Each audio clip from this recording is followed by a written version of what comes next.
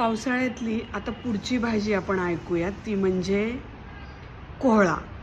हा कोहळा म्हणजेच ॲशगॉड किंवा ज्याला आपण पांढरा भोपळा म्हणतो. बरेच वेळा आपण हा घराला बांधलेला किंवा ऑफिसला बांधलेला बघतो. या कोहळ्याचे खूप सारे फायदे आहेत. पावसाळ्यामध्ये ही जर भाजी तुम्ही खाल्ली तर काय काय होऊ शकतं हे आपण बघूयात. तर पहिला याचा फायदा आहे, भरपूर पाणी असल्यामुळे पावसाळ्यात होणारं डिहायड्रेशन आपण टाळू शकतो. म्हणजे अगदी कोहळ्याचा ज्यूस जर तुम्ही सकाळी पिला, थोडा आवळा किंवा कढीपत्ता, पुदिना टाकून, तर खूप चांगल्या पद्धतीने तुमचं डिटॉक्स होऊ शकतं. वेट लॉससाठी तर आहेच उपयोगी, परंतु ज्यांना खूप ॲसिडिटी होते त्यांच्यासाठी सुद्धा कोहळ्याचा रस खूप चांगला आहे.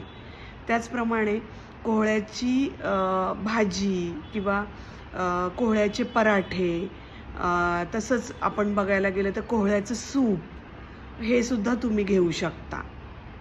आणि कोहळ्याचं लोणचं हे सुद्धा अतिशय उपयुक्त आहे.